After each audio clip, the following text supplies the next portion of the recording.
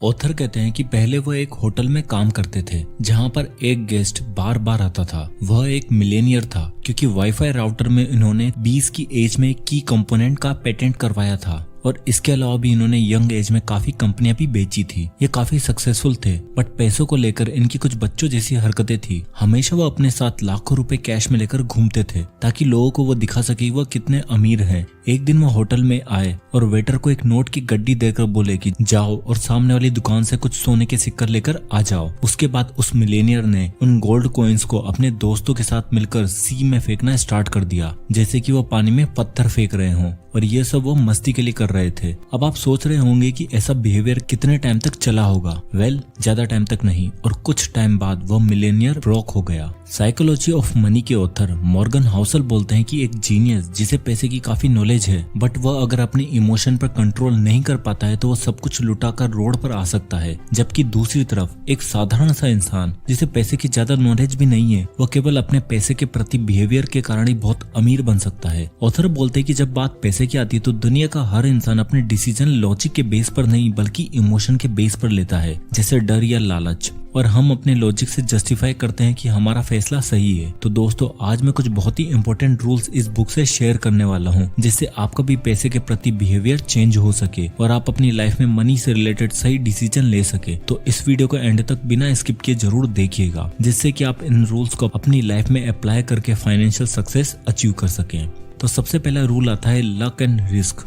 Bill Gates जब 13 साल के थे तब उन्हें एक क्लासमेट मिला जिसका नाम था पॉल एलन और बिल गेट्स और पॉल एलन कंप्यूटर से बहुत ही ज्यादा ऑब्सेस्ड थे और वो दोनों बहुत अच्छे दोस्त बन गए। और उस टाइम पर कंप्यूटर बहुत ही रेयर हुआ करते थे। हर किसी स्कूल के पास कंप्यूटर नहीं थे लेकिन लेक साइड स्कूल एक ऐसा स्कूल था जिसने उस वक्त कंप्यूटर में इन्वेस्ट किया था। तो अगर आप एग्जैक्ट कैलकुलेशन की बात करें तो 1968 में 303 मिलियन बच्चे थे जिनकी एज हाई स्कूल में जाने लायक थी। उनमें से 18 मिलियन बच्चे यूएसए में रहते थे जिनमें से 2,70,000 बच्चे वॉशिंगटन स्टेट में थे और सिर्फ 300 बच्चे लेक साइड स्कूल में पढ़ाई कर रहे थे। तो मतलब कि 1968 में 303 मिलियन बच्चों में से केवल 300 बच्चे ही ऐसे थे जिनके पास अपॉर्चुनिटी थी कि वो लोग कंप्यूटर पर काम कर सकें, यानी कि 1 in a million अपॉर्चुनिटी। और बिल गेट्स उनमें से एक थे। बिल गेट्स खुद मानते हैं कि अगर लेक साइड नहीं होता तो माइक्रोसॉफ्ट भी नहीं होती। लेकिन बहुत कम लोगों को केंट इवेंस की स्टोरी के बारे में पता है। केंट भी उन 300 बच्चों में से थे जो लेक साइड स्कूल में बिल गेट्स के साथ पढ़ाई करते थे। बिल गेट्स और केंट 8th स्टैंडर्ड में बहुत ही अच्छे दोस्त बन गए थे। बिल गेट्स और केंट कंप्यूटर के फ्यूचर को लेकर घंटों तक फोन पर बात करते रहते थे और बिल गेट्स बोलते हैं कि मुझे केंट का फोन नंबर अभी तक भी याद है लेकिन हमें केंट का नाम अभी तक नहीं पता है। एक्चुअल में हुआ ये था कि माउंटेनियरिंग करते वक्त केंट की डेथ हो गई थी और 1 मिलियन में से एक ही इंसान माउंटेनियरिंग से मरता है और अनफॉर्चुनेटली वह केंट थे। तो दोनों बिल गेट्स और केंट के लिए लक ने काम किया बट अपोजिट डायरेक्शन में। तो कभी कभी बहुत सारी ऐसी फोर्सेज होती हैं जो हमारे लिए काम करती है और वो चाहे अच्छी हो या फिर बुरी, बट हमें उन पर ज्यादा ध्यान नहीं देना है जिसे हम कंट्रोल नहीं कर सकते हैं, बट उस पर फोकस करना है जिसे हम कंट्रोल कर सकते हैं।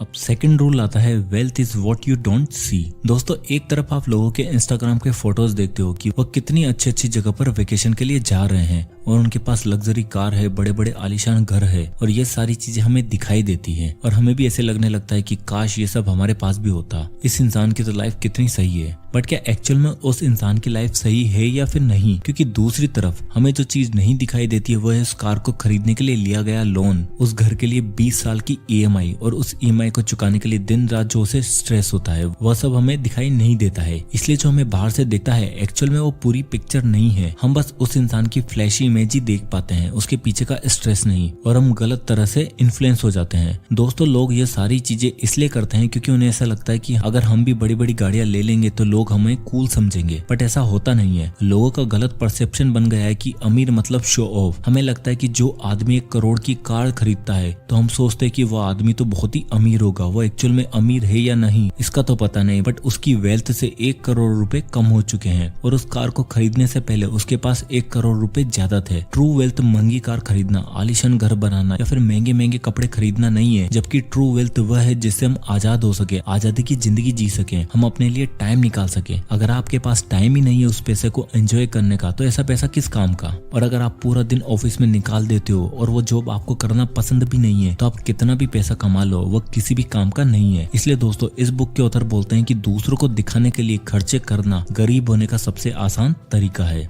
अब आता है रूल नंबर 3, नेवर इनफ। रजत गुप्ता कोलकाता में पैदा हुए थे, लेकिन जो उन्होंने अपनी लाइफ में अचीव किया वो बहुत ही एक्स्ट्रा ऑर्डिनरी था। 40 साल की एज में वो मैकेंसी में CEO बन गए थे, जो कि एक कंसल्टिंग फर्म थी। बिल गेट्स के साथ मिलकर उन्होंने फिलैंथ्रोपिक काम भी किया और 2008 में गुप्ता की नेटवर्थ $100 मिलियन थी। और ये इतना पैसा है कि अगर आप इसे बैंक में डाल दोगे तो आप हर घंटे 45,000 कमा सकते हो, और वो भी 24 घंटे 365 दिनों तक। और गुप्ता जो चाहता था वो अपनी लाइफ में कर सकता था, बट रजत गुप्ता बिलियनियर बनना चाहते थे। 2008 में गोल्डन सैक्स में फाइनेंशियल क्राइसिस आ गए थे, जो कि USA का एक इन्वेस्टमेंट बैंक है। वॉरेन बफेट ने इस बैंक में $5 बिलियन इन्वेस्ट करने का सोचा ताकि इसकी सिचुएशन ठीक की जा सके। सबको पता था कि अगर वॉरेन बफेट इस बैंक में पैसा डालते हैं तो इसके शेयर प्राइस बढ़ने ही वाले हैं। उस टाइम रजत गुप्ता गोल्डन सैक्स में बोर्ड मेंबर थे और उन्हें ये इन्फॉर्मेशन का पहले से ही पता चल गया था। गुप्ता ने अपने दोस्त राज रत्नम को कॉल किया और राज रत्नम ने गोल्डन सैक्स के 1,75,000 शेयर खरीद लिए। और जैसे ही ये डील अनाउंस हुई कि वॉरेन $5 बिलियन इन्वेस्ट कर रहे हैं तो राज ने कुछ ही घंटों में $1 मिलियन कमा लिए। और फिर उसके बाद इन दोनों को इनसाइडर ट्रेनिंग के जुर्म में जेल में डाल दिया गया। ऑथर बोलते हैं कि हमें बस एक अमाउंट चाहिए होता है जिससे कि हम एक कंफर्टेबल लाइफ निकाल सके, और हमें ये अमाउंट पता होना चाहिए। हमें पता होना चाहिए कि हमारी लाइफ में इनफ क्या है, क्योंकि बहुत सारे लोग और ज्यादा पैसा कमाने के चक्कर में वो सब दाव पर लगा देते हैं जो उनके पास है, और इसलिए उन्हें पता होना चाहिए कि हमें कब रुकना है। अब आता है rule number 4, confounding compounding. Warren Buffett के ऊपर अभी तक 2000 से भी ज्यादा बुक्स लिखी जा चुकी हैं, और हम सब मानते हैं कि वॉरेन एक बहुत ही अच्छे इन्वेस्टर हैं, और वॉरेन बचपन से ही बहुत अच्छे इन्वेस्टर थे। वॉरेन की नेटवर्थ $84.5 बिलियन है, जिसमें से 99.6% वेल्थ यानी कि $84.2 बिलियन उन्होंने कमाए हैं उनके 50th बर्थडे के बाद, और $81.5 बिलियन उन्होंने कमाए हैं जब लोग रिटायरमेंट ले लेते हैं यानी कि 60 की एज के बाद। बफेट ने इन्वेस्टिंग 10 साल से ही शुरू कर दी थी, और जब वो 30 साल की उम्र के थे तब उनके पास $1 मिलियन थे। अगर वो नॉर्मल इंसान होते और 20 की एज में वो कुछ नया करने का सोचते तब उनके पास 30 की एज में $25,000 के करीब होते। और एक नॉर्मल इंसान की तरह अगर वो 60 की एज में रिटायरमेंट ले लेते तो हम अगर उनका नॉर्मल 22% रेट ऑफ रिटर्न लेते हैं तो उनके पास केवल $11.9 मिलियन ही होते, यानी कि अभी की नेटवर्थ से 99% कम पैसे ही होते। तो ये होती है कंपाउंडिंग की ताकत। बट क्या आपने जिम साइमंस का नाम सुना है? जिम हेज फंड के एक हेड है जिन्होंने 1988 से ऑन एन एवरेज 66% की रेट से पैसे को कंपाउंड किया है, जबकि वॉरेन बफेट ने केवल 22% की रेट से पैसे को कंपाउंड किया है। साइमंस की नेटवर्थ करीबन $21 बिलियन है, यानी कि वॉरेन से करीबन 75% कम। लेकिन ऐसा क्यों? ऐसा इसलिए क्योंकि साइमंस ने इन्वेस्टमेंट स्टार्ट की थी जब वो 50 की एज के थे, लेकिन वॉरेन ने 10 की एज से, इसलिए उनके पास वॉरेन से आधा समय था पैसे को कंपाउंड करने का। अगर वॉरेन की तरह साइमंस को भी 70 साल मिले होते पैसे को कंपाउंड करने के लिए, और उनके पैसे अगर 66% की एनुअल रिटर्न से कंपाउंड हो रहे होते तो आज उनकी net worth 63 क्वांटिलियन, 900 quadrillion, 781 trillion, 780 billion, 748 million और $160,000 होती। डोंट वरी, डरिएगा मत। तो ये होती है कंपाउंडिंग की ताकत, इसलिए एल्बर्ट आइंस्टीन इसे दुनिया का 8वां अजूबा भी बोलते थे। अब आता है रूल नंबर 5, फ्रीडम। ऑथर बोलते हैं कि वेल्थ का असली मतलब है कि हम रोज सुबह उठकर बोलें कि I can do whatever I want. Happiness की डेफिनेशन तो सबके लिए अलग अलग होती है, लेकिन हर इंसान को एक चीज चाहिए होती है, वो है लाइफ में कंट्रोल और पैसा। और पैसे का सबसे अच्छा यूज यही होता है कि वो हमें आजादी देता है कुछ भी करने की, कभी भी करने की। अगर आपके पास थोड़े से पैसे हैं तो आप कुछ दिन की छुट्टी लेकर वेकेशन पर जा सकते हो, या फिर अगर आप बीमार हो जाते हो तो ये आपको थोड़ी राहत दे सकता है। अगर हमारे पास उससे ज्यादा पैसे हैं तो हम वेट कर सकते हैं उस जॉब की जो हमें चाहिए, नहीं तो हमें जो सबसे पहले जॉब मिलेगी बस वही करनी पड़ेगी। और अगर हमारे पास 6 महीने का इमरजेंसी फंड है तो हमें अपने बॉस से डरने की जरूरत नहीं है, क्योंकि हम इतने टाइम में कोई और दूसरी अच्छी जॉब तो ले ही लेंगे। तो मोटी मोटी बात यही, पैसे से हम अपना कुछ टाइम फ्री कर सकते हैं। तो हमारा बस एक ही गोल होना चाहिए कि हमें फाइनेंशियल फ्रीडम अचीव करनी है, और हमें लाइफ में कंट्रोल चाहिए ताकि हमें ऐसा काम करना ना पड़े जो हमें पसंद तक नहीं है। अब आता है rule number 6, man in the car paradox. Author बोलते हैं कि जब वो होटल में काम करते थे तो गेस्ट महंगी महंगी कार लेकर आते थे, जैसे Ferrari, Lamborghini, Rolls Royce etcetera.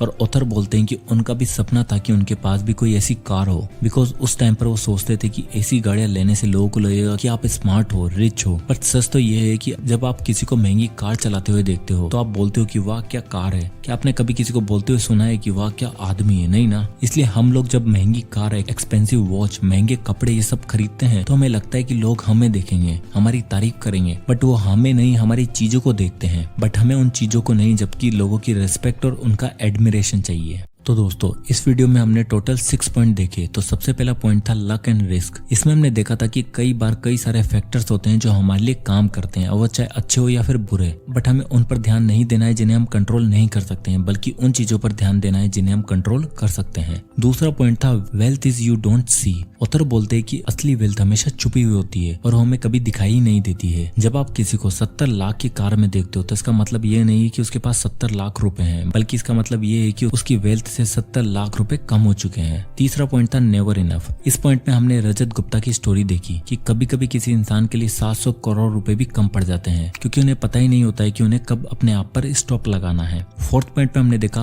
Confounding compounding. इसमें हमने देखा था कि साइमस ने 66 एनुअल रिटर्न लेने के बावजूद भी उनकी वेल्थ वॉरेन बफेट से कम थी। ऐसा इसलिए क्योंकि वॉरेन बफेट ने इन्वेस्टिंग 10 साल की उम्र में ही स्टार्ट कर दी थी, जबकि जिम ने इन्वेस्टिंग 50 की एज में आकर स्टार्ट की थी। तो ये होती है कंपाउंडिंग की ताकत। फिफ्थ पॉइंट में हमने देखा था कि फ्रीडम के बारे में। ऑथर बोलते हैं कि पैसा का यूज ये है कि वो हमें लाइफ में कुछ भी करने की और कभी भी करने की आजादी देता है, जिससे कि हम जब चाहे जितना लंबा चाहे वेकेशन ले सकते हैं, अपनी फैमिली के साथ टाइम स्पेंड कर सकते हैं, और हमें कोई ऐसा काम भी नहीं करना पड़ेगा जो हमें पसंद नहीं है। और लास्ट एंड 6 पॉइंट में हमने देखा था कि man in the car paradox. जब हम किसी के पास महंगी कार देखते हैं या फिर दूसरी महंगी चीजें देखते हैं तो हम उन चीजों के बारे में सोचते हैं, ना कि उस इंसान के बारे में। इसलिए हमें दूसरों को दिखाने के लिए कभी भी चीजें नहीं खरीदनी चाहिए। हमें हर महंगी चीज खरीदने से पहले अपने आप से ये सवाल पूछना है कि इज इट वर्थ इट और नॉट। तो दोस्तों ये थी बुक समरी इस amazing book the psychology of money by Morgan Housel. तो आई होप कि ये वीडियो आपको पसंद आया होगा, तो इसे लाइक एंड शेयर करना ना भूलें, और इसी तरह के वीडियोस के लिए हमारे चैनल को सब्सक्राइब करें और बेल आइकन को प्रेस करना ना भूलें। तो मिलते हैं नेक्स्ट वीडियो में, तब तक के लिए